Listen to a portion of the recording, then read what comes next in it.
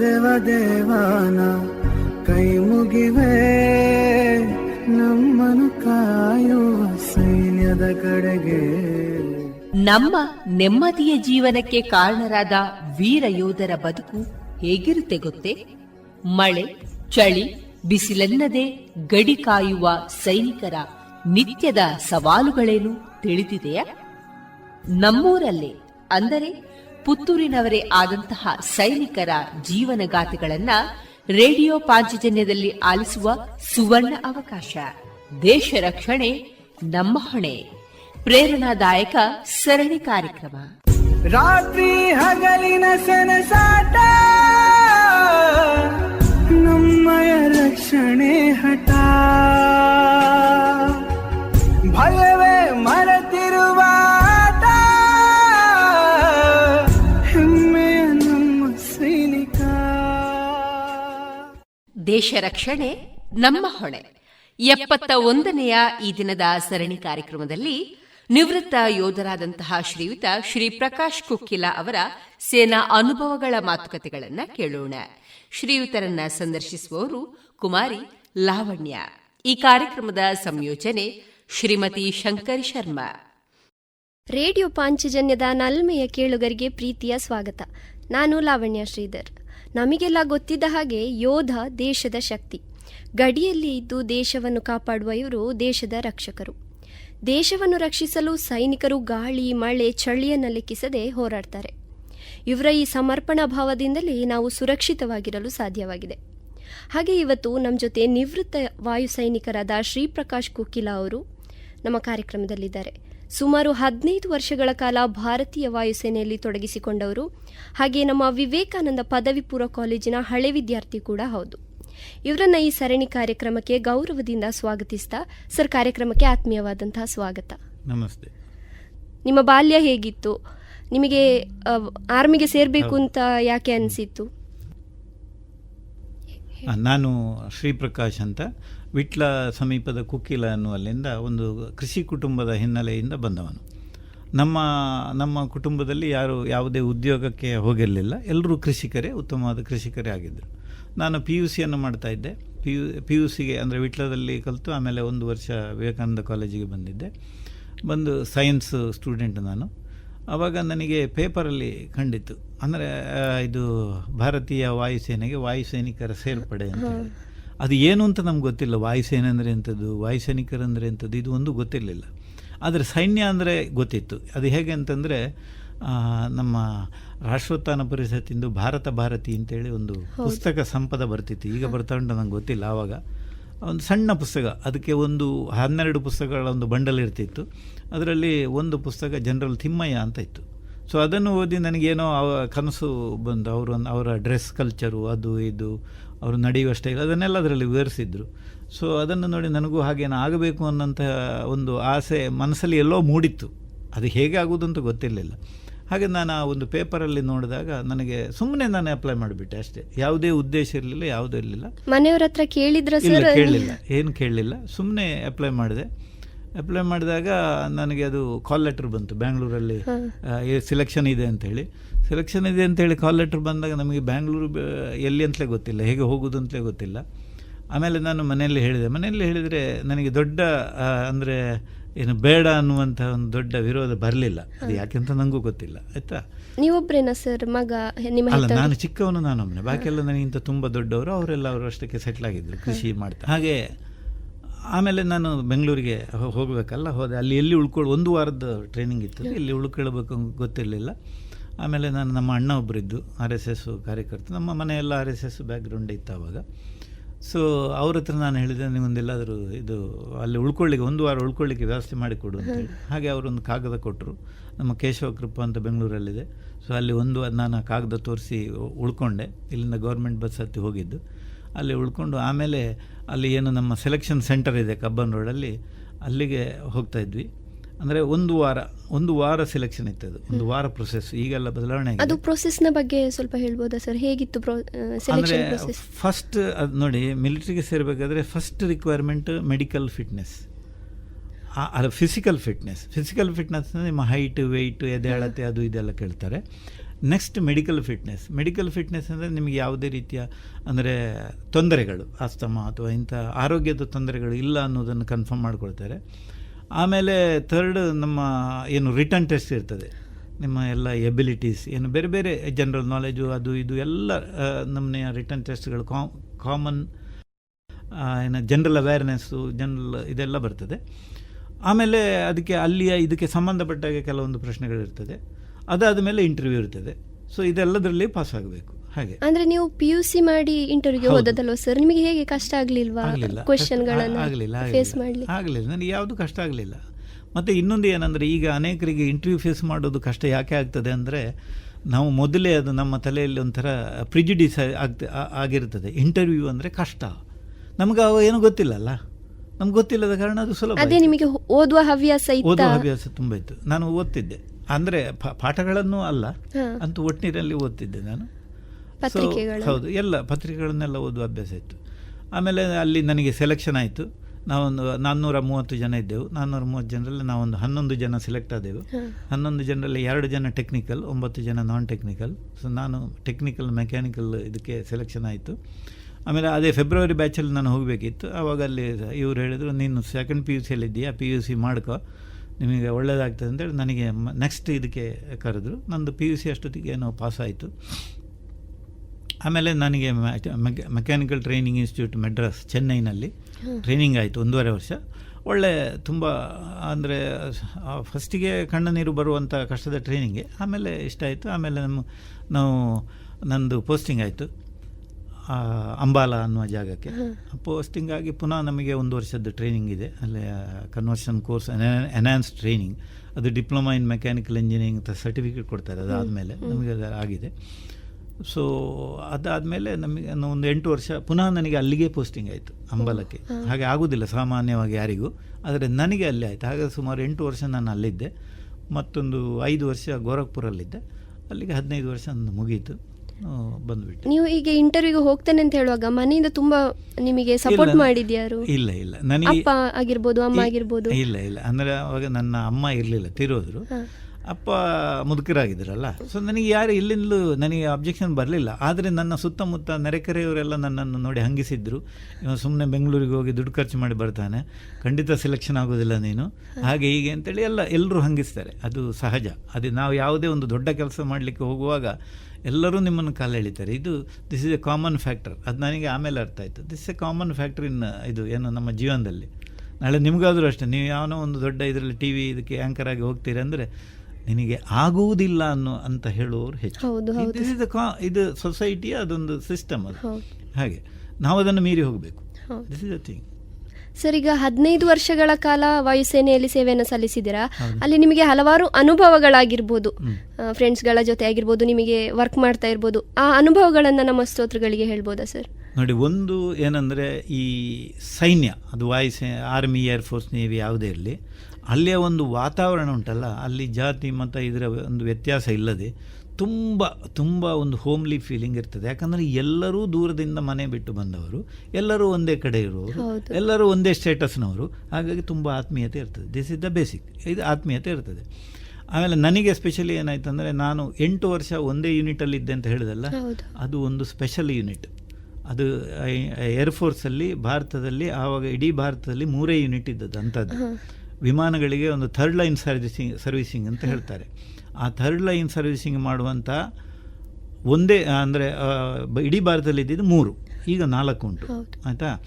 So ವಿಮಾನಗಳಿಗೆ 4 service, first line, second line, third line, fourth line ಅಂತೇಳಿ. ಆಗ ಆ ಥರ್ಡ್ ಲೈನ್ ಮಾಡುವಂಥದ್ದು 3 ಯೂನಿಟ್ಗಳಿತ್ತು. ಸೊ ನಾವೇನು ಮಾಡಬೇಕಿತ್ತು, ಯಾವುದೇ ಕ್ರ್ಯಾಶ್ ಆದಾಗ ಅದನ್ನು ರಿಕವರಿ ಮಾಡೋದು, ಏರ್ ಕ್ರ್ಯಾಶ್ ಆಗ್ತದಲ್ಲ, ಅದನ್ನು ರಿಕವರಿ ಮಾಡೋದು ನಮ್ಮ ಕೆಲಸ ಒಂದು. ಎರಡನೇದು, ಯಾವುದೇ ಇನ್ಸಿಡೆಂಟ್ಸ್ ಆಗ್ತದೆ, ಬರ್ಡ್ ಹಿಟ್ ಇತ್ಯಾದಿ ಎಲ್ಲ ಆಗಿ ಏರ್ಕ್ರಾಫ್ಟ್ ಡೌನ್ ಆಗ್ತದೆ, ಅದನ್ನು ರಿಪೇರಿ ಮಾಡೋದು ನಮ್ಮ ಕೆಲಸ. ಸೊ ನಾವು ಯೂನಿಟಿಗೆ ಹೋಗಬೇಕು. ಎಲ್ಲಿ ವಿಮಾನ ಹಾಳಾಗಿದೆ ಅಲ್ಲಿಗೆ ನಾವು ಹೋಗಿ ಅದನ್ನು ರಿಪೇರಿ ಮಾಡಬೇಕು. ಹಾಗಾಗಿ ಅದೊಂದು ವಿಶೇಷವಾದಂಥ ನನಗೆ ಅನುಭವ. ಆ 8 ವರ್ಷ ಸಾಮಾನ್ಯವಾಗಿ ಎಲ್ರಿಗೂ ಆಗೋದಿಲ್ಲ ಅದು. ತುಂಬ ಆ ಜನರಲ್ಲಿ ನಾನು ಆವಾಗ ನನಗೆ ಮದುವೆನೂ ಆಗಿರಲಿಲ್ಲ, ತುಂಬ ಅಂದರೆ ನಾನು ಬ್ಯಾಚುಲರ್ ಆಗಿದ್ದೆ. ಹಾಗಾಗಿ ಐ ಎಂಜಾಯ್ಡ್ ದ್ಯಾಟ್. ಯಾಕಂತಂದರೆ ನಮಗೆ ಯಾವಾಗಲೂ ಸುತ್ತೋದು. ಆ ಸಮಯದಲ್ಲಿ ನಾನು ಉತ್ತರ ಭಾರತವನ್ನು ಕಂಪ್ಲೀಟ್ ಸುತ್ತಿದ್ದೇನೆ, ಪೂರ್ತಿ ಸುತ್ತಿದ್ದೇನೆ. ಯಾಕಂತಂದರೆ ಮತ್ತೆ ಎಲ್ಲ ವಿಮಾನಗಳಲ್ಲೂ ಎಲ್ಲ ಹೆಲಿಕಾಪ್ಟರ್ಗಳಲ್ಲೂ ಕೆಲಸ ಮಾಡುವಂಥ ಒಂದು ಅವಕಾಶ ನನಗೆ ಸಿಕ್ಕಿದೆ. ಅನುಭವ ಉಂಟು ನಿಮಗೆ ಎಲ್ಲ? ತುಂಬ ಉಂಟು. ಹಾಗೆ ಮತ್ತು ಆವಾಗ ನಾನು ಹೊಸದಿಗಂತದಲ್ಲಿ ಒಮ್ಮೆ ಬರೆದಿದ್ದೆ ಅದನ್ನು. ಅದರ ನನ್ನ ಅನುಭವ ಒಂದು ದೊಡ್ಡ ಲೇಖನ, ಒಂದು ಪುಟದ ಬರೆದಿದ್ರು ಅವರು, ಪ್ರಚಾರ ಮಾಡಿದರು. ಅಲ್ಲೊಂದು ಮನಾಲಿಯಲ್ಲಿ ಒಂದು ಆಕ್ಸಿಡೆಂಟ್ ಆಗಿತ್ತು. ಸೊ ಅದನ್ನು ಸುಮಾರು 1 ತಿಂಗಳು ಬೇಕಾಯಿತು ನಮಗೆ ಅದನ್ನು ರಿಕವರಿ ಮಾಡಲಿಕ್ಕೆ. ಯಾಕಂದರೆ ಅದು ಕಾಡಿನ ಮಧ್ಯೆ ಪೈನ್ ಟ್ರೀಸ್. ಯಾವ ಟೈಮಲ್ಲಿ ಸರ್ ಅದು?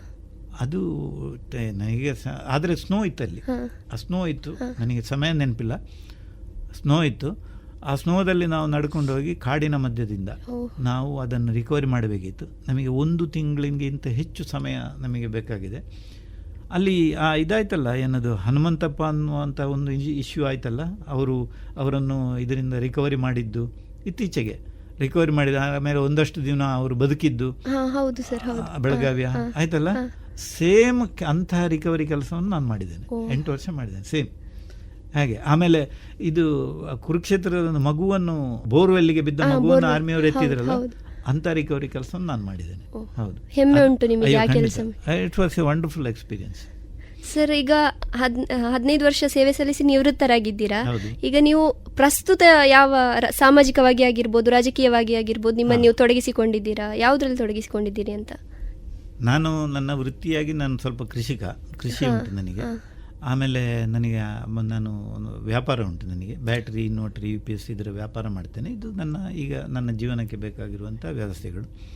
ಆಮೇಲೆ ಸಾಮಾಜಿಕವಾಗಿ ನಾನು ರಾಜಕೀಯದಲ್ಲಿ ಇಲ್ಲ, ನನಗೆ ಅದರಲ್ಲಿ ಆಸಕ್ತಿಯೂ ಇಲ್ಲ, ನನಗೆ ಅದು ಕೊಡುವುದೂ ಇಲ್ಲ, ಅದು ಬೇರೆ ವಿಷಯ.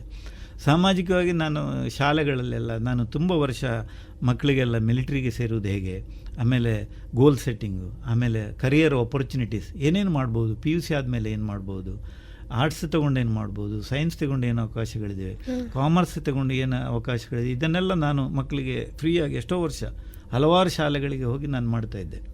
ಆಮೇಲೆ ಈಗ ಒಂದು 5-6 ವರ್ಷ ನಿಲ್ಲಿಸಿದ್ದೇನೆ. ನನಗೆ ನನ್ನ ವೈಯಕ್ತಿಕ ಕಾರಣ ಮಾಡಲಿಕ್ಕೆ ಆಗೋದಿಲ್ಲ ಅನ್ನೋದನ್ನು ನಿಲ್ಲಿಸಿದ್ದೇನೆ. ಹಾಗೆ ಎಲ್ಲ ಕಡೆ ನಾನು ಮಕ್ಕಳಿಗೆ ಗೈಡೆನ್ಸ್ ಮಾಡ್ತಾಯಿದ್ದೆ. ನಾನೊಬ್ಬ JC ಟ್ರೈನರ್, ಹಾಗಾಗಿ ಅದರಿಂದಾಗಿ ನನಗೆ ಅದನ್ನು ಮಾಡಲಿಕ್ಕೆ ಆಯಿತು. ಆಮೇಲೆ ನಮ್ಮ Vitthal JC English medium school ಅಂತ ಸ್ಕೂಲ್ ಇದೆ, ನಾನು ಅದರಲ್ಲಿ ಕೆಲಸ ಮಾಡ್ತೇನೆ. ಅಂದರೆ ಫ್ರೀ, ಏನದು ವಾಲಂಟಿಯರ್, ಜಾಯಿಂಟ್ ಸೆಕ್ರೆಟರಿ ಆದ. ಆಮೇಲೆ ನಮ್ಮದೊಂದು ITA ಇದೆ, ವಿಟ್ಲ ಸುಪ್ರಜಿತ್ ITA ಅಂತೇಳಿ, ಅದರಲ್ಲಿ ನಾನು ಸೆಕ್ರೆಟರಿ. ಸೊ ಇಂಥದ್ದೆಲ್ಲ ನಾನು ಸ್ವಲ್ಪ ಅಷ್ಟೇ ಬಿಡುವಿದ್ದಾಗ. ಮತ್ತು ಮಿತ್ತೂರು ತಿಮ್ಮಯ್ಯ ಭಟ್ಟ ಸಂಪ್ರತಿಷ್ಠಾನ ಅಂತೇಳಿ ಒಂದು ಅತ್ಯುತ್ತಮ, ಈಗ ನೋಡಿ, ಈಗ ಎಲ್ರಿಗೂ ಓದುವ ಹವ್ಯಾಸ ಇಲ್ಲ, ಆದರೆ ಅವರು ನಮ್ಮಲ್ಲಿ ನಶಿಸಿ ಹೋಗುತ್ತಿರುವಂತಹ ಗ್ರಂಥಗಳನ್ನು, ನಮ್ಮ ಸಾಂಪ್ರದಾಯಿಕ ಸಾಂಸ್ಕೃತಿಕ ಗ್ರಂಥಗಳನ್ನು ಅವರು ರಕ್ಷಣೆ ಮಾಡ್ತಾ ಇದ್ದಾರೆ. ಸುಮಾರು 80 ಗ್ರಂಥಗಳನ್ನು ಅವರು ಈವರೆಗೆ ಪ್ರಿಂಟ್ ಮಾಡಿದ್ದಾರೆ. ಅದರ ಬ್ಯಾಕ್ ಬೋನ್ ಪಾದೆಕಲ್ಲು ವಿಷ್ಣು ಭಟ್ರು ಅಂತ, ನಮ್ಮ ಇದೇ ಶಾಲೆಯಲ್ಲಿ ಅವರು ಕಲಿತವರು, ವಿವೇಕಾನಂದದಲ್ಲಿ. ಸೊ ಆ ಸಂಸ್ಥೆಯಲ್ಲಿ ಕೂಡ ನಾನು ನನ್ನ ಇದನ್ನು ಸೇವೆಯನ್ನು ಮಾಡ್ತಾ ಇದ್ದೇನೆ. ಹಾಗೆ ಸರ್, ಈಗ ಮೂರು ಬಲಿಷ್ಠ ವಿಭಾಗ ಇರ್ತದೆ ಸೇನೆ ಅಂತ ಬಂದರೆ, ವಾಯುಸೇನೆ ಇರ್ಬೋದು, ಭೂಸೇನೆ ಇರ್ಬೋದು. ಹೀಗೆ ಆರ್ಮಿಗೆ ಸೇರುವವರು ಎಲ್ಲ ಸೇನೆ ಅಂತ ಹೇಳಿದರೆ ಒಟ್ಟಾರೆ ಒಂದೇ ಅಂತ ಅಂದ್ಕೊಂಡಿರ್ತಾರೆ. ಇದು ಮೂರರ ಬಗ್ಗೆ ಅವರಿಗೆ ಅಷ್ಟು ಇನ್ಫಾರ್ಮೇಷನ್ ಇರುವುದಿಲ್ಲ. ನೀವು ಅದರ ಬಗ್ಗೆ ಸ್ವಲ್ಪ ಹೇಳ್ತೇನೆ. ಸೈನ್ಯದಲ್ಲಿ 3 ವಿಭಾಗ: ಆರ್ಮಿ, ನೇವಿ, ಏರ್ಫೋರ್ಸ್. ಆರ್ಮಿ ಅಂದರೆ ಭೂಸೇನೆ, ನೇವಿ ಅಂದರೆ ನೌಕಾದಳ, ಏರ್ಫೋರ್ಸ್ ಅಂದರೆ ವಾಯುಸೇನೆ. ಇದು 3 ವಿಭಾಗಗಳು. ಇದು 3 ಡಿಫೆನ್ಸ್ ಫೋರ್ಸ್ ಅಂತ ನಾವು ಹೇಳ್ತೇವೆ.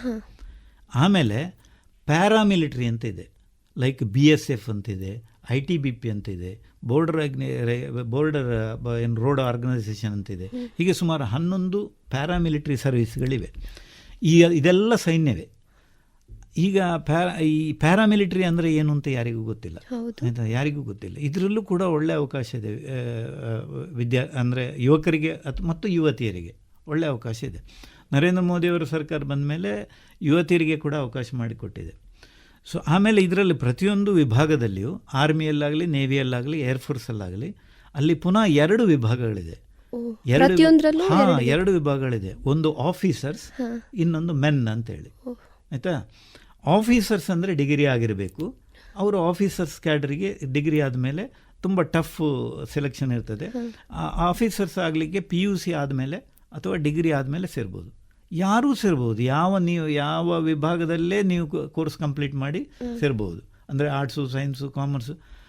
ಮಿಲಿಟ್ರಿ ಅನ್ನೋದು ಒಂದು ವಿಶೇಷ ವ್ಯವಸ್ಥೆ ನಮ್ಮಲ್ಲಿ. ಯಾಕೆ ಗೊತ್ತುಂಟ?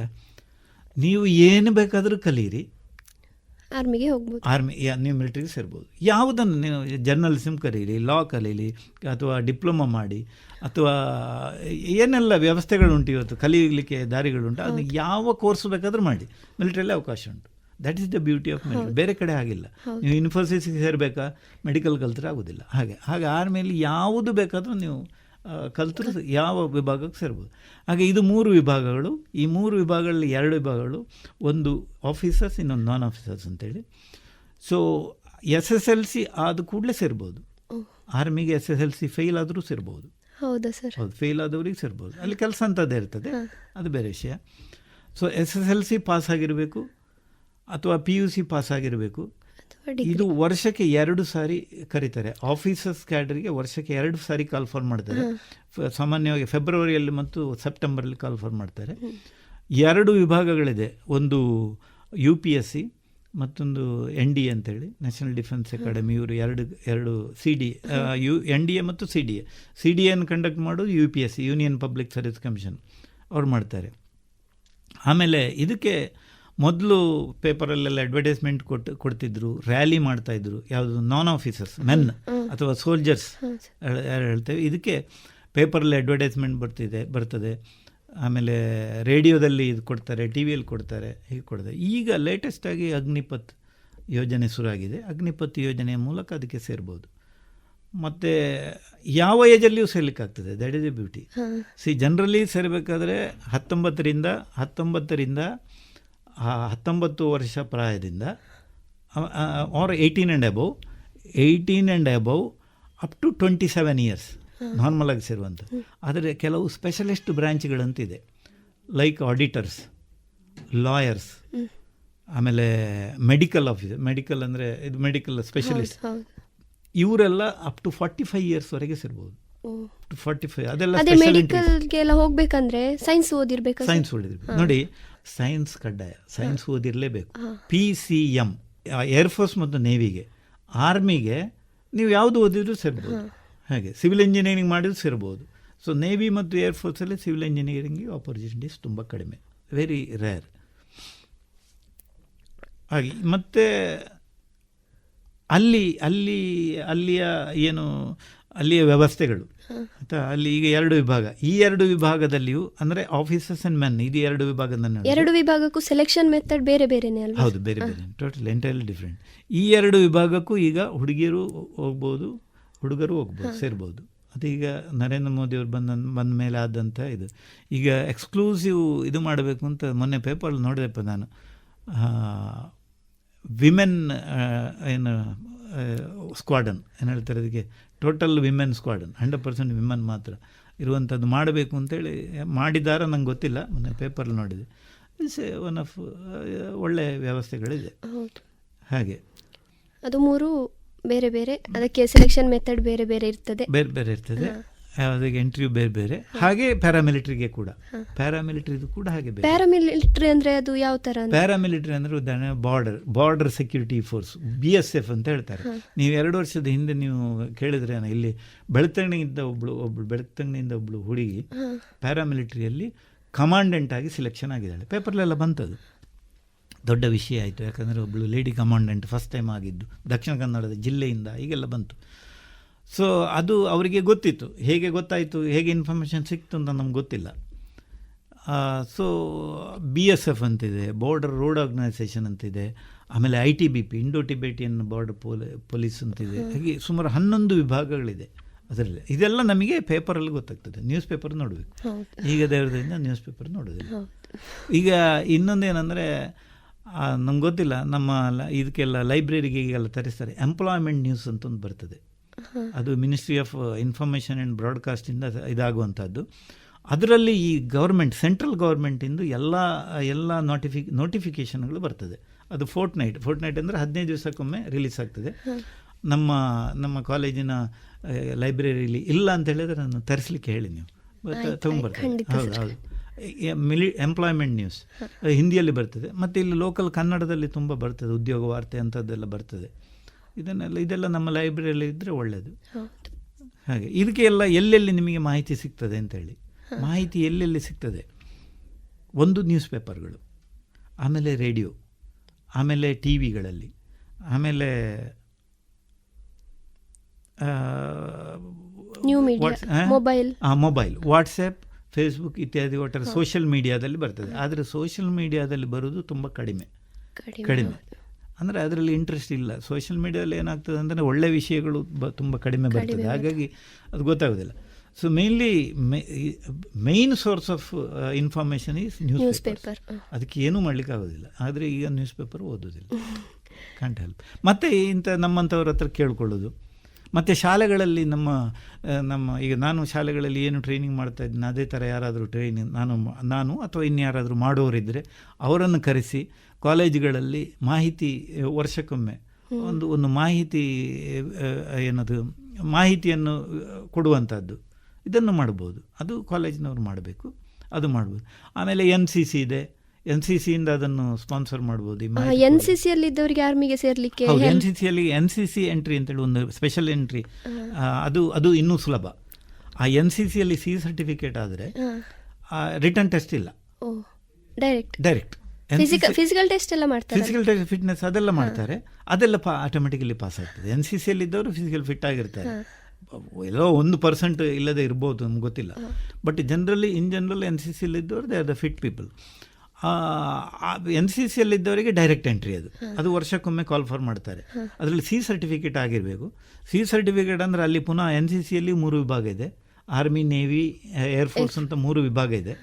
ನಮ್ಮ ಕಾಲೇಜಲ್ಲಿ ಯಾವುದಿದೆ ಅಂತ ನಂಗೆ ಗೊತ್ತಿಲ್ಲ. ಆರ್ಮಿಯಲ್ಲಿದ್ದವರು ಆರ್ಮಿಗೆ ಮಾತ್ರ ಸೇರ್ಬೋದು, ಹೌದು, ಅಂದರೆ ಥ್ರೂ NCC. ಏರ್ NCCಯಲ್ಲಿದ್ದವರು ಏರ್ಫೋರ್ಸ್ಗೆ ಮಾತ್ರ ಸೇರ್ಬೋದು. ಬೇರೆದಕ್ಕೆ ಸೇರ್ಬೇಕಂತ ಇದ್ರೆ ರಿಟರ್ನ್ ಎಕ್ಸಾಮ್ ಕೊಟ್ಟು ನಾರ್ಮಲ್ ಇದು ಪ್ರೊಸೀಜರ್ ಪ್ರಕಾರ ಮಾಡಬೇಕು.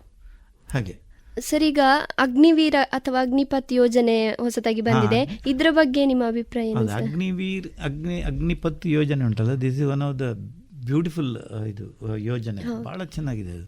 ಅದಕ್ಕೆ ತುಂಬ ಜನ ವಿರೋಧ ಎಲ್ಲ ವ್ಯಕ್ತ ಎಲ್ಲ ಮೀನಿಂಗ್ಲೆಸ್ ಬಿಡಿ.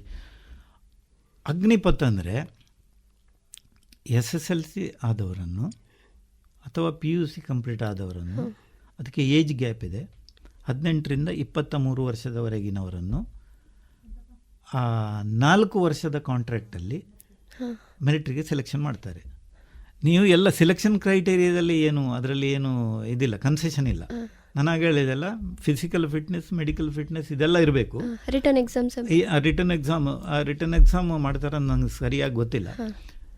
ಆಮೇಲೆ ಇದೆಲ್ಲ ಯಾವುದೇ ಇದರಲ್ಲಿ ಡಿವಿಯೇಷನ್ ಅಥವಾ ಕನ್ಸೆಷನ್ ಇಲ್ಲ. ಅಗ್ನಿಪಥಿಗೆ ಸೆಲೆಕ್ಷನ್ ಆದರೆ 4 ವರ್ಷ ಅವರಿಗೆ ಅವರಿಗೆ ಸರ್ವಿಸ್. 4 ವರ್ಷ ಆದಮೇಲೆ ಅವರಿಗೆ 6 ತಿಂಗಳು ಟ್ರೈನಿಂಗ್ ಕೊಡ್ತಾರೆ. ಟ್ರೈನಿಂಗ್ ಆದಮೇಲೆ 4 ವರ್ಷ ಸರ್ವಿಸ್. 4 ವರ್ಷ ಸರ್ವಿಸ್ ಆದಮೇಲೆ ಅದರಲ್ಲಿ ಒಂದಷ್ಟು ಜನರನ್ನು, ಅದು ಪರ್ಸೆಂಟೇಜ್ ಚೇಂಜ್ ಆಗ್ತಾಯಿದೆ.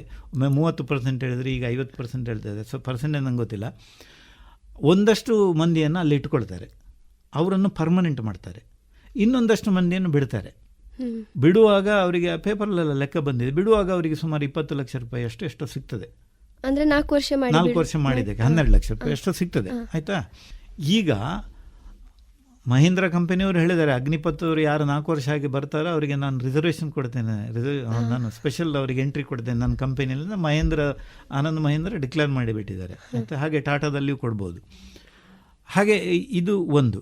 ಇನ್ನು 50% ಅಲ್ಲಿ ಉಳಿತಾರಲ್ಲ ಜನ, ಅಲ್ಲಿ ಯಾರನ್ನು ಪರ್ಮನೆಂಟ್ ಮಾಡಿರ್ತಾರೆ ಅವರಿಗೆ 15 ವರ್ಷ 20 ವರ್ಷ ಎಷ್ಟು ವರ್ಷ, ಈಗ ಮಿನಿಮಮ್ 20 ವರ್ಷ ಸರ್ವಿಸ್ ಉಂಟು. ನಾನು ಹೋಗುವಾಗ 15 ವರ್ಷ ಇತ್ತು. ನಾನು 15 ವರ್ಷಕ್ಕೆ ನಾನು ಲಾಸ್ಟ್ ಬ್ಯಾಚ್.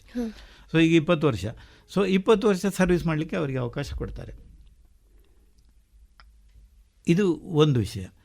ಇನ್ನೊಂದೇನೆಂದರೆ, ಈಗ ನಮಗೆ ನೋಡಿ ಇಂಜಿನಿಯರಿಂಗ್ ಮಾಡಿದವರಿಗೆ ಈಗ ನೋಡಿ ಗಮನಿಸಿ, 18ರಿಂದ 23 ವರ್ಷ ಏಜ್ ಗ್ಯಾಪ್, ಏಜ್ ಇದು.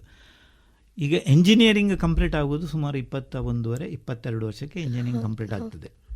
ಈಗ ನಾನಾಗ ಹೇಳಿದೆಲ್ಲ, 2 ವಿಭಾಗದಲ್ಲಿ ಆಫೀಸರ್ಸ್ ಮತ್ತು ನಾನ್ ಆಫೀಸರ್ಸ್ ಅಂತ ಹೇಳಿದೆಲ್ಲ. ನಾನು ಆಫೀಸರ್ಸ್ ಆಗಿ ಹೋಗಲಿಕ್ಕೆ ತುಂಬ ಕಷ್ಟ ಉಂಟು.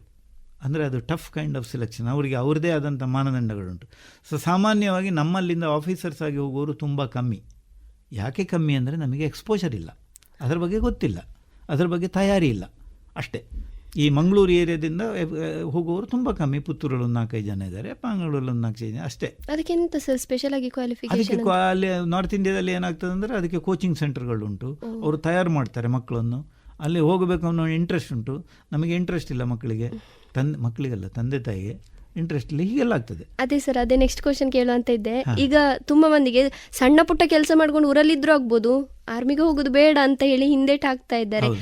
ಅದು ಯಾಕೆ ಹಾಗೆ? ಅದು ಹೇಳ್ತೇನೆ ನಾನು. ಈ ಅಗ್ನಿವೀರ್ ಒಂದು ಕಂಪ್ಲೀಟ್ ಮಾಡಿದ್ದೇನೆ, ಅದನ್ನು ನೆನಪು ಮಾಡಿ. ಅದು ಈಗ ಅಗ್ನಿವೀರ್ ಆ 23 ವರ್ಷವರೆಗೆ ಟೈಮ್ ಉಂಟಲ್ಲ, ನಮ್ಮ ಮಕ್ಕಳು ಇಂಜಿನಿಯರಿಂಗ್ ಮುಗಿಸ್ತಾರೆ, ಮೆಕ್ಯಾನಿಕಲ್ ಇಂಜಿನಿಯರ್. ಈಗ ಕಂಪ್ಯೂಟರ್ ಸೈನ್ಸ್ ಬಿಟ್ಟು ಬೇರೆ ಯಾವುದಕ್ಕೂ ಸ್ಕೋಪ್ ಇಲ್ಲ. ಸೊ ಸ್ಕೋಪ್ ಇಲ್ಲ ಅಂದರೆ ದಟ್ಸ್ ವಾಟ್ ವಿ ಥಿಂಕ್ ಇದೆ, that is A basic engineering, that's what it has come in our mind. ಅದಕ್ಕೆ ಸ್ಕೋಪ್ ಇಲ್ಲ, ಹಾಗಾಗಿ ಯಾರೂ ಹೋಗೋದಿಲ್ಲ ಅಂತ. ಸೊ ಈಗ ಹಾಗಾದರೆ ಮೆಕ್ಯಾನಿಕಲ್ ಇಂಜಿನಿಯರಿಂಗ್ ಮಾಡಿದಂಥ ಒಬ್ಬ ವಿದ್ಯಾರ್ಥಿ 21 ವರ್ಷಕ್ಕೆ ಅವನು ಅಗ್ನಿವೀರಾಗಿ ಆರ್ಮಿಗೆ ಸೇರಿದರೆ 22 ವರ್ಷ ಆರ್ಮಿಗೆ ಮಾತ್ರ ಆಗ್ತದೆ. ಏರ್ಫೋರ್ಸಿಗೆ 21 ವರ್ಷ ಇಟ್ಟಿದ್ದಾರೆ, ಏರ್ಫೋರ್ಸ್ ಮತ್ತು ನೇವಿಗೆ 21 ವರ್ಷ, ಅಗ್ನಿವೀರ್. ಆರ್ಮಿಗೆ 23 ವರ್ಷ. ಸೊ ಅವನು ಅಗ್ನಿವೀರಾಗಿ ಸೇರಿದರೆ ಅವನಿಗೆ ಇಂಜಿನಿಯರಿಂಗ್ ಆಗಿರ್ತದೆ, ಆದರೆ ಅವನು SSLC ಅಥವಾ PUC ಕ್ವಾಲಿಫಿಕೇಷನಲ್ಲಿ ಅಗ್ನಿವೀರಾಗಿ ಸೇರ್ತಾನೆ ಆರ್ಮಿಗೆ. 4 ವರ್ಷ ಆದಮೇಲೆ ಈ 4 ವರ್ಷದ ಒಳಗೆ ಅಲ್ಲಿ ಹೇಗೆ ಆಫೀಸರ್ ಆಗಿ ಹೇಗೆ ಸೆಲೆಕ್ಷನ್ ಆಗಬಹುದು ಅನ್ನುವಂಥ ಎಕ್ಸ್ಪೋಜರ್ ಅವನಿಗೆ ಸಿಗ್ತದೆ, ಆ ಎಜುಕೇಷನ್ ಅವನಿಗೆ ಸಿಗ್ತದೆ, ಆಯಿತಾ. ಅಲ್ಲಿ ಆವಾಗ ಅತ್ಯಂತ ಸುಲಭವಾಗಿ ಅವನು ಆಫೀಸರ್ ಆಗಿ ಸೇರ್ಬೋದು. It is very easy, one thing. ಎರಡನೇ ವಿಷಯ, ಅವನಿಗೆ ಆಫೀಸರ್ ಆಗಲಿಲ್ಲ ಅಂತ ಇಟ್ಕೊಳ್ಳಿ, ಅಥವಾ ಅವನಿಗೆ ಮನಸ್ಸಿಲ್ಲ ಅಂತ ಇಟ್ಕೊಳ್ಳಿ. ಅವನು 4 ವರ್ಷದ ಆಗುವಾಗ ಹೊರಗೆ ಬಂದಾಗ ಅವನಿಗೆ ರಿಸರ್ವೇಷನ್ ಕೊಡ್ತಾರೆ ಯಾರೋ ಕಂಪನಿಯವರು. ಸೊ ಅವನನ್ನು ಸ್ಪೆಷಲ್ ಬೇಸಿಸಲ್ಲಿ ತಗೊಳ್ತಾರೆ. ಆವಾಗ ಅವನಿಗೆ ಜಾಬ್ ಆಪರ್ಚುನಿಟಿ ಜಾಸ್ತಿ ಇರ್ತದೆ, ಸಮಾಜದಲ್ಲಿ ಗೌರವ ಇರ್ತದೆ.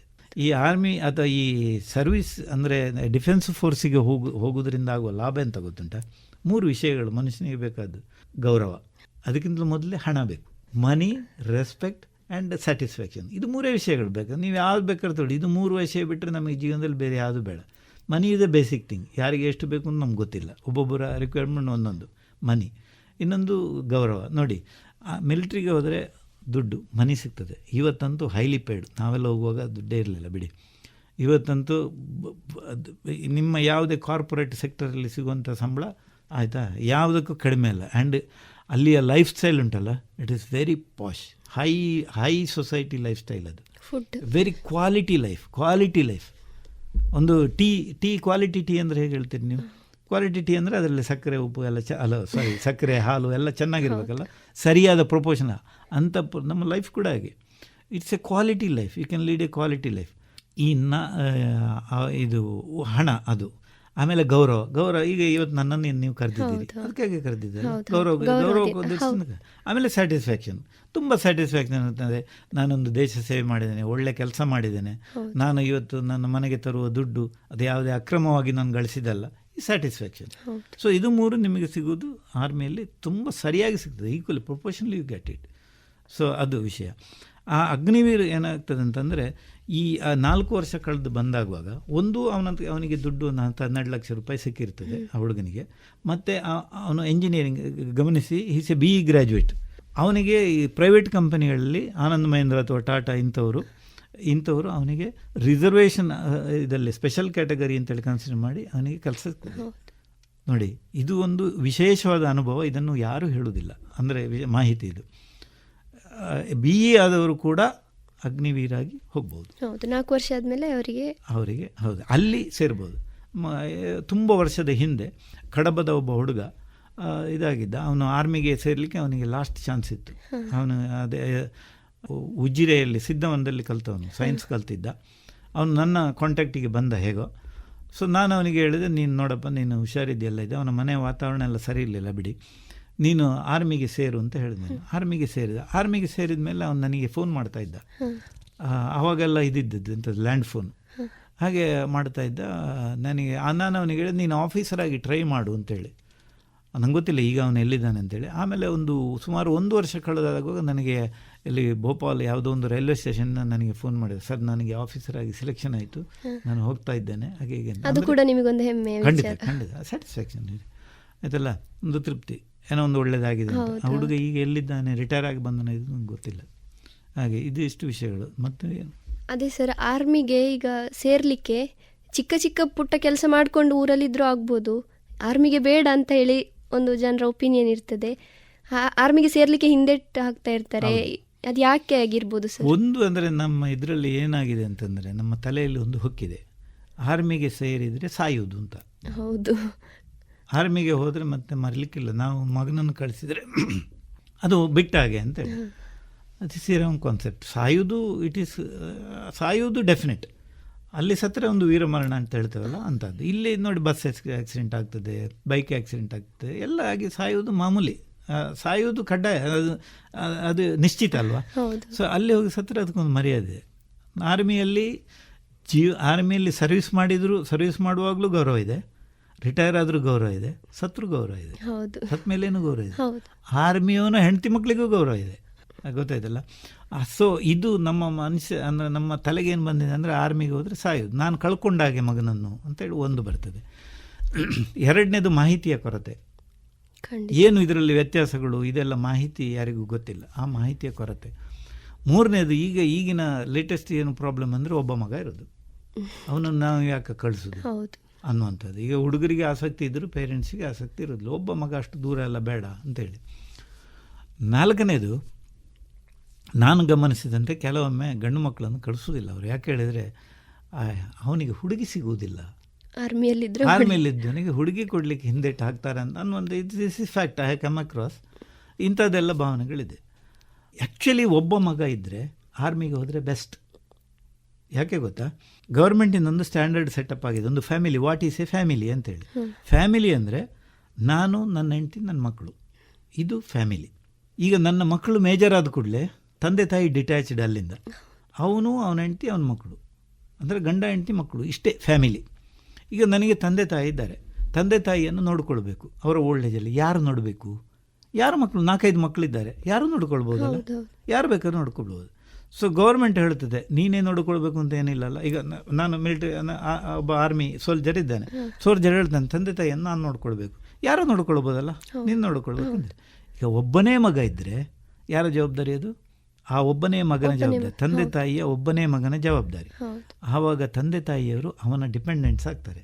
ಆವಾಗ ಅವನ ಫ್ಯಾಮಿಲಿಗೆ ಬೇಕಾಗುವ ಎಲ್ಲ ಬೆನಿಫಿಟ್ಗಳು ತಂದೆ ತಾಯಿಗೆ ಸಿಗ್ತದೆ, ಸರ್ಕಾರ ಕೊಡ್ತದೆ.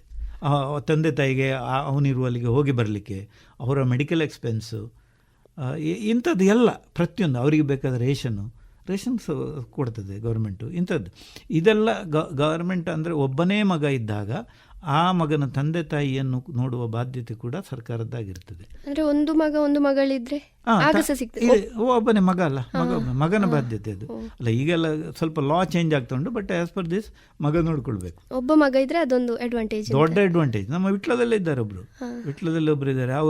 ಅವರ ಹೆಂಡತಿಗೆ ತುಂಬ ಹುಷಾರಿಲ್ಲದೆಲ್ಲ ಆಯ್ತು. ಅವರು ಚಂಡೀಗಢಲ್ಲಿದ್ದ ಆ ಹುಡುಗ, ಈಗಲೂ ಅಲ್ಲೇ ಡೆಲ್ಲಿ ಅಲ್ಲೆಲ್ಲ ಇದ್ದಾನೆ ಅವನು, ಆಯಿತಾ, ಏರ್ಫೋರ್ಸಲ್ಲೇ ಇರೋದು. ಅವನ ಮಗನಿಗೆ ಅವನಿಗೆ ಮದುವೆ ಆಯಿತು. ಮದುವೆ ಆಗೋ ಮೊದಲೇ ಅವನ ತಂದೆ ತಾಯಿ ಅಲ್ಲಿಗೆ ಹೋಗಿದ್ದರು, ಡೆಲ್ಲಿಯಲ್ಲಿದ್ದರು, ಆಮೇಲೆ ಚಂಡೀಗಢಲ್ಲ ಇದ್ದರು. ಅವರಿಗೆ ಎಲ್ಲ ಮೆಡಿಕಲ್ ಬೆನಿಫಿಟ್ ಎಲ್ಲ ಈಗಲೂ ಸಿಗ್ತಾ ಉಂಟು. ನಮ್ಮ ವಿಟ್ಲದಲ್ಲೇ ಇದ್ದಾರೆ ಅವರು. ಇದು ಖಂಡಿತ ಸರ್, ಯಾರಿಗೆ ಸಹ ಇನ್ಫಾರ್ಮೇಷನ್ ಇಲ್ಲ. ಒಬ್ಬನೇ ಅಂತ ಹೇಳಿದ್ರು ಕೂಡ ಹೆದರ್ತಾರೆ. ಅಲ್ಲ, ಒಬ್ಬನೇ ಹೋದರೆ, ಒಬ್ಬನೇ ಮಗ ಇದ್ದರೆ ನಮಗೆ ಬೆನಿಫಿಟ್ಸ್ ಜಾಸ್ತಿ ಉಂಟು, ಹೆಚ್ಚು ಬೆನಿಫಿಟ್ಸ್. ಹಾಗೆ ಈಗ ಆರ್ಮಿಗೆ ಸೇರಬೇಕು ಅಂತ ಇರುವ ಯುವಕರಿಗೆ ನಿಮ್ಮ ಕಿವಿ ಮಾತೇನು ಸರ್? ನನ್ನ ಕಿಮ್ಮತ್ತು ಇಷ್ಟೇ, ಆರ್ಮಿ ಆಗಲಿ, ಏರ್ಫೋರ್ಸ್ ಆಗಲಿ, ಇದು ನೇವಿ ಆಗಲಿ, ಹೋಗಲಿಕ್ಕೆ ಇಂಟ್ರೆಸ್ಟ್ ಇದ್ದರೆ ಮಾಹಿತಿಯನ್ನು ಕಲೆಕ್ಟ್ ಮಾಡಿ. ಎಲ್ಲಿಯೂ ಸಿಗ್ತದೆ ಮಾಹಿತಿ. ನೀವು ಸುಮ್ಮನೆ ಒಂದು ಇದರಲ್ಲಿ ಸರ್ಚ್ ಮಾಡಿ, ಏರ್ಫೋರ್ಸ್ ಅಂತ ಹಾಕಿ, ನಿಮಗೆ ಬೇಕಾದ ಮಾಹಿತಿ ಬರ್ತದೆ ಅಲ್ವಾ. ಈಗ ವೆರಿ ಈಸಿ. ಇಟ್ ಇಸ್ ನೀವು ಮೊದಲು ಫಿಂಗರ್ ಟಿಪ್ ಅಂತ ಇತ್ತು, ಈಗ ಫಿಂಗರ್ ಟಿಪ್ ಇಲ್ಲ, ಈಗ palm. It is on your palm. So type ಮಾಡಿ, get the information, keep the information, ಒಂದು ವಿಷಯ. ಆಮೇಲೆ ಈಗ ನೀವು ಹೋಗಬೇಕು ಅಂತ ಹೇಳಿದರೆ ತಂದೆ ತಾಯಿಯನ್ನು ಒಪ್ಪಿಸಬೇಕು ಅಲ್ವಾ, ಅವರು ಒಪ್ಪಬೇಕು. ವಾಲಂಟಿಯರ್ ಆಗಿ ಒಪ್ಪೋದಿಲ್ಲ, ನೀವು ಅವರಿಗೆ ವಿವರಿಸಬೇಕು. ನಿಮಗೆ ವಿವರಿಸಲಿಕ್ಕೆ ಆಗೋದಿಲ್ಲ. ಹಾಗಾಗಿ ಯಾರಾದರೂ ನಮ್ಮಂಥ ಎಕ್ಸ್ ಮೆನ್ಗಳು ನಿಮ್ಮ ಪರಿಚಯದಲ್ಲಿ ಯಾರಾದರೂ ಇರ್ತಾರೆ, ಅವ್ರ ಹತ್ರ ಕೇಳಬೇಕು. ಬಿಲೀವ್ ಮೀ, ನಾನು ಹೋಗುವಾಗ ನಾನು ಏನು ಮಿಲಿಟ್ರಿ ಎಂಥದ್ದು ಅಂತ ಕೇಳಲಿಕ್ಕೆ ಯಾರೊಬ್ಬರೂ ಇರಲಿಲ್ಲ. ಹೌದು ಸರ್, ಯಾರೂ ಇರಲಿಲ್ಲ ನನಗೆ ಹೇಳಲಿಕ್ಕೆ, ಆಯಿತಾ. ನನಗೆ ಅಂತೇಳಿ ಅಲ್ಲ, ಯಾರು ನನ್ನ ಕಂಟೆಂಪ್ರರೀಸ್ ಇದ್ದಾರೆ ಅವರಿದ್ದೆಲ್ಲ ಅವಸ್ಥೆ ಹೀಗೆ ಇರ್ಬೋದು, ಅದು ಬೇರೆ ವಿಷಯ. ಸೊ ಈಗ ತುಂಬ ಮಂದಿ ಇದ್ದಾರೆ, ನಿಮಗೆ ಸಿಗ್ತದೆ. ಪುತ್ತೂರಲ್ಲಿ ಇದು ಉಂಟು, ಎಕ್ಸರ್ಸೈಸ್ ಮೆನ್ ಅಸೋಸಿಯೇಷನ್ ಉಂಟು, ನಮ್ಮದು ಏರ್ ವೇಟರ್ನ ಅಸೋಸಿಯೇಷನ್ ಉಂಟು, ಎಲ್ಲ ಅಲ್ಲೆಲ್ಲ ಬೆಳ್ತಂಗಡಿಯಲ್ಲಿ ಮಾಜಿ ಸೈನಿಕರ ಸಂಘ ಉಂಟು, ಮಂಗಳೂರಲ್ಲುಂಟು. ಸೊ ಯಾವುದಾದ್ರು ಒಂದು ಸಂಘವನ್ನು ಕಾಂಟ್ಯಾಕ್ಟ್ ಆಗಿ ಯಾರಾದರೂ ಒಬ್ಬ ನಿಮ್ಮ ಪರಿಚಯದವರನ್ನು ಮಾತಾಡಿಸಿ ಅವ್ರ ಹತ್ರ ಎಲ್ಲ ಕೇಳಿ ಏನೇನು ಬೆನಿಫಿಟ್ಗಳು ಉಂಟು ಸ್ವಂತಕ್ಕೆ. ಅದೇಗಂದರೆ ಒಂದು 2-3 ವಿಷಯಗಳು. ಒಂದು, ನನಗೆ ಸ್ವಂತಕ್ಕೆ ಬೆನಿಫಿಟ್ ಬೇಕು. ಇನ್ನೊಂದು, ನನ್ನ ದೇಶಕ್ಕೆ ನಾನು ಉಪಯೋಗ ಆಗಬೇಕು, ನನ್ನಿಂದ ದೇಶಕ್ಕೆ ಏನಾರು ಆಗಬೇಕು. ಇದೆಲ್ಲ ಎಲ್ಲರೂ ದೇಶ ಸೇವೆ ಮಾಡ್ತಾರೆ, ಹಾಗಲ್ಲ. ಪ್ರತಿಯೊಬ್ಬರು ಯಾರ್ಯಾರು ತಮ್ಮ ಕೆಲಸವನ್ನು ಸರಿಯಾಗಿ ಮಾಡ್ತಾರೋ ಅವರೆಲ್ಲ ದೇಶ ಸೇವೆ ಮಾಡ್ತಾರೆ. ಬಟ್ ಮಿಲಿಟ್ರಿಗೆ ಹೋದರೆ ಅದೊಂದು ಡೈರೆಕ್ಟ್, ನಾವು ಟ್ಯಾಕ್ಸ್ ಕಟ್ಟುವಾಗ ಡೈರೆಕ್ಟ್ ಆ್ಯಂಡ್ ಇಂಡೈರೆಕ್ಟ್ ಟ್ಯಾಕ್ಸ್ ಅಂತ ಕಟ್ತೇವಲ್ಲ. So that is direct tax ಕಟ್ಟಿದಾಗೆ ನಾವು ನೇರವಾಗಿ ದೇಶ ಸೇವೆ ಮಾಡುವಂಥದ್ದು. ಹಾಗಾಗಿ ಇದೆಲ್ಲ ಏನು ಬೆನಿಫಿಟ್ಗಳು ಎಂಥದ್ದು ಇದೆಲ್ಲ ನಮಗೆ ಗೊತ್ತಾಗಬೇಕಾದ್ರೆ ಆ ಹೋದವರ ಹತ್ರ ಕೇಳಬೇಕು. ಅಂಥವ್ರನ್ನ ಸಂಪರ್ಕಿಸಿ ಅವರನ್ನು ನಮ್ಮ ತಂದೆ ತಾಯಿಯವರಿಗೆ ವಿವರಿಸಲಿಕ್ಕೆ ಕೇಳಬೇಕು. ಅವ್ರು ಹೇಳ್ತಾರೆ ಹೋಗಿ ಏನು ಬೆನಿಫಿಟ್ ಏನಿದೆ, ಏನು ಚೆನ್ನಾಗಿದೆ. ಮಿಲಿಟ್ರಿ ಅಂದ ಕೂಡಲೇ ಸಾಯಲಿಕ್ಕೆ ಹೋಗೋದಲ್ಲ, ಆಯಿತಾ. ಅಲ್ಲಿ ಏನು ಕೆಲಸ ಇದೆ. ಇನ್ನೊಂದೇನು ಗೊತ್ತಾ, ಟೆಕ್ನಾಲಜಿ ಮಿಲಿಟ್ರಿಯಲ್ಲಿ, ಆರ್ಮಿಯಲ್ಲೆಲ್ಲ, ಈವನ್ ಏರ್ಫೋರ್ಸ್, ಯಾವುದರ ಇದರಲ್ಲಿ 25 years ಅಹೆಡ್ ಟೆಕ್ನಾಲಜೀಸ್. ನಾನು 80ಯಲ್ಲಿ ನಾನು ಕಂಪ್ಯೂಟರ್ ನೋಡಿದ್ದೇನೆ. ಅವಾಗ ಇಲ್ಲಿ ಕಂಪ್ಯೂಟರ್ ಅಂದರೆ ಏನು ಯಾರಿಗೂ ಗೊತ್ತಿಲ್ಲ. ಇಮೇಲ್ ಅಂದರೆ ಏನು ಅಂತ ನನಗೆ ಗೊತ್ತಿತ್ತು, ಆದರೆ ಅದು ಹೇಗೆ ಕೆಲಸ ಮಾಡಿದ್ರೆ ನನಗೆ ಗೊತ್ತಿರಲಿಲ್ಲ. 80ಯಲ್ಲಿ ಇಮ್ಯಾಜಿನ್, 80ಯಲ್ಲಿ ಆವಾಗ ಎಂಥದ್ದು ಗೊತ್ತಿರಲಿಲ್ಲ ಇಲ್ಲಿ, ಆಯಿತಾ. ಈಗಿನ ಏರೋಡೈನಮಿಕ್ ಶೇಪ್ ಅಂತೆ ಕಾರುಗಳಲ್ಲಿ, ಬಕೆಟ್ ಸೀಟ್ ಅಂತೆ, ಅದಂತೆ, ಇದೆಲ್ಲ ನಾನು 80ಯಲ್ಲಿ ನಾನು ಕಲ್ತಿದ್ದೆ. ಅಂದರೆ ನಾನು 80ಯಲ್ಲಿ ಕಲಿಬೇಕಾದ್ರೆ ಇನ್ನೂ ಒಂದು 20 ವರ್ಷ ಹಿಂದೆ ಅದು ಇನ್ವೆಂಟ್ ಆಗಿತ್ತಲ್ಲ. So that much ahead, technology is ahead. You feel wonderful to experience. ಅಂದರೆ ಅಲ್ಲಿ ಕೆಲಸ ಮಾಡಲಿಕ್ಕೆ ಉಂಟಲ್ಲ, ಇಟ್ಸ್ ವಂಡರ್ಫುಲ್ ಎಕ್ಸ್ಪೀರಿಯನ್ಸ್. ನಿಮ್ಮ ಮೆಡಿಕಲ್ ಆಗಲಿ, ಟೆಕ್ನಿಕಲ್ ಆಗಲಿ, ಅಥವಾ ಬೇರೆ ಯಾವುದೇ ವಿಷಯದಲ್ಲಾಗಲಿ, ಟೆಕ್ನಾಲಜಿ ಈಸ್ ಅಹೆಡ್. ಒಂದು 25 ವರ್ಷ ಮುಂದೆ ಇದೆ. ಆಗ ಅದು ಅಂಥ ಅನುಭವ ಬೇರೆ ಎಲ್ಲೂ ಸಿಗೋದಿಲ್ಲ, 100% ಸಿಗೋದಿಲ್ಲ. ಎಷ್ಟೇ ದೊಡ್ಡ CEO ಆಗಲಿ, MD ಆಗಲಿ, ಏನೇ ಆಗಲಿ, ಖಂಡಿತ ಸಿಗೋದಿಲ್ಲ. It's wonderful experience. ಸರ್, ಈಗ ಆರ್ಮಿಗೆ ಸೇರಬೇಕು ಅಂತ ಇರ್ತದೆ, ಎಲ್ಲ ಎಕ್ಸಾಮಲ್ಲಿ ಪಾಸ್ ಆಗ್ತಾರೆ, ರಿಟರ್ನಲ್ಲಿ ಒಂದು ಫೇಲ್ ಆಗ್ತಾರೆ. ಆಗ ಅದಕ್ಕೆ ಟ್ರೈನಿಂಗ್ ತಗೊಳ್ಬೇಕು. ಟ್ರೈನಿಂಗ್ ಅಂದರೆ ಪುಸ್ತಕಗಳು ಸಿಗ್ತದೆ. ಈಗ ಉದಾಹರಣೆ NDA ಎಕ್ಸಾಮ್ ಅಂದರೆ how to face NDA exam ಅಂತ ಪುಸ್ತಕಗಳು ಸಿಗ್ತದೆ. ಅದು ಈಗ ಈ ಓದೋದು ಮತ್ತು ಕಲಿಯೋದು ಉಂಟಲ್ಲ, ಇದು ಮೊಬೈಲಲ್ಲಿ ಮತ್ತು ಕಂಪ್ಯೂಟರಲ್ಲಿ ಅಷ್ಟು ಕಂಫರ್ಟೇಬಲ್ ಆಗೋದಿಲ್ಲ. ಗೊತ್ತಾಯ್ತಾ? ನೀವು ಬುಕ್ಕಲ್ಲೇ ತಗೊಂಡು ಓದಬೇಕು. ಯಾವುದೇ ಕಾಂಪಿಟೇಟಿವ್ ಎಕ್ಸಾಮಿಗೆ you take the assistance of computers, but main ನಮ್ಮ ಏನು ಇದು ಉಂಟು ಕಲಿಕೆ, ಅದು ಬುಕ್ಕಲ್ಲೇ ಆಗಬೇಕು. ಆವಾಗ ಅದು ಅಸಿಸ್ಟ್ ಆಗಿರಬೇಕು. ಈಗ ಹಾಗೆ ಹೇಳಿ ಕೊರೋನಾ ಟೈಮಲ್ಲಿ ಬರೀ ಮೊಬೈಲಲ್ಲೇ ಮಕ್ಕಳು ಶಾಲೆಗೆ ಹೋದರು, ಕ್ಲಾಸ್ ಮಾಡಿದರು, ಪಾಠ ಕಲಿತರು ಅಲ್ವಾ. That has happened. But comfortable ನಿಮಗೆ ಬುಕ್ಗಳು ಸಿಗ್ತದೆ.